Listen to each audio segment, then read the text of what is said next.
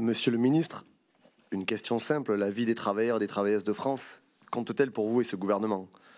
En avril dernier, ArcelorMittal, plus gros employeur français dans l'acier, licenciait 636 personnes. Les 15 000 employés du groupe sont désormais tous menacés. Production, maintenance, transformation, fonction support. Je tiens ici à apporter au nom de mon groupe le soutien aux salariés en lutte.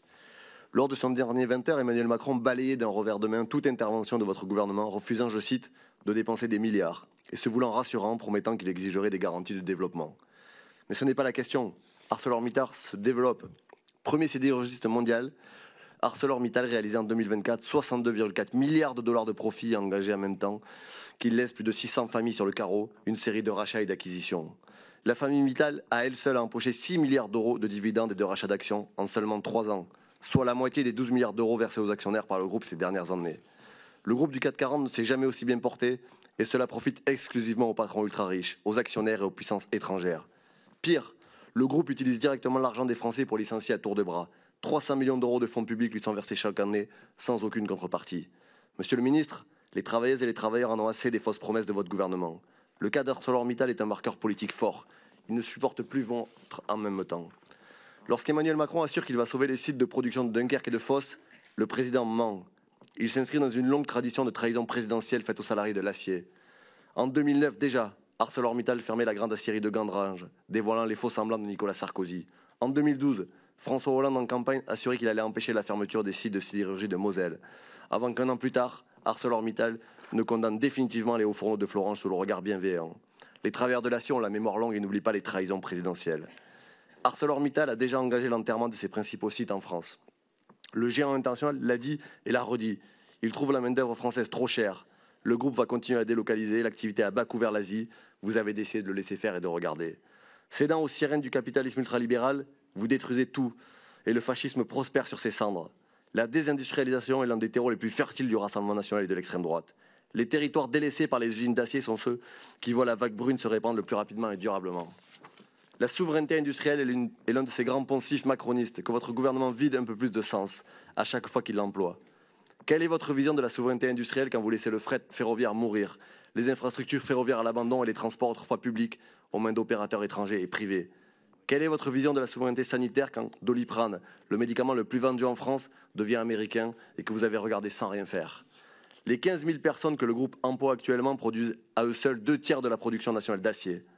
Ce sont elles et eux qui nous permettent de construire nos routes, nos véhicules, nos avions, nos chemins de fer. Derrière les emplois des travailleurs de l'acier, il y a ceux des cheminots, des ouvriers de l'automobile, de l'aéronautique, des charpentiers, de la marine. Du travail des salariés de la sidérurgie dépend notre capacité à nous défendre, à nous déplacer, à nous loger, à nous nourrir en énergie. Ces savoirs, ce sont des savoirs et des savoir-faire qu'il nous faut conserver en France aujourd'hui. Alors si le géant capitaliste international doit partir, nous le disons très clairement qu'il parte. La France peut faire de l'acier sans ArcelorMittal. Et elle peut le faire mieux. Mittal, c'est 251 morts au travail depuis 2012.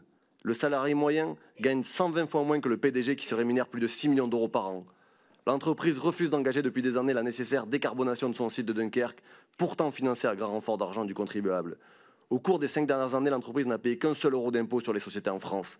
Nous exigeons de reprendre le contrôle de notre outil industriel, l'interdiction des licenciements quand l'entreprise verse des dividendes, le conditionnement des aides publiques au maintien de l'emploi. Alors oui, et ce n'est pas un gros mot, il faut l'assumer, il faut nationaliser ArcelorMittal, avec une gouvernance et des capitaux 100% publics. Pour relancer l'emploi dans le secteur et ancrer notre souveraineté industrielle, c'est le choix évident. L'Italie l'a fait, le Royaume-Uni et même le Kazakhstan. Nous savons faire en France aussi. L'augmentation du capital de la SNCF et la montée du capital d'EDF sont des opérations passées du même ordre de grandeur. C'est le bon sens même au regard des indicateurs économiques qui sont votre seule obsession quotidienne. La nationalisation représente des millions d'euros de coûts évités et des milliards de bénéfices au service du pays. L'évitement fiscal, l'argent public déjà investi dans l'appareil de production, le refus de l'entreprise de respecter ses engagements climatiques sont autant de leviers de négociation. Les Français ont d'ailleurs bien compris que la production de l'acier en France doit être un bien commun. 70% des Français sont favorables à une nationalisation. Les salariés le demandent, les économistes approuvent, les Français sont d'accord. Monsieur le ministre, votre refus de nationaliser ArcelorMittal est une morbide confirmation. Vous êtes aujourd'hui le gouvernement au service des ultra-riches. Vous pillez sans aucun scrupule l'argent public en démolissant la vie de dizaines de salariés. Je veux ici redire le soutien plein et entier de mon groupe aux 60 000 salariés de la filière de la sidérurgie. Chacun et chacune d'entre eux œuvrent bien davantage pour l'intérêt général que ne le fait chaque jour n'importe lequel des membres de ce gouvernement. Merci.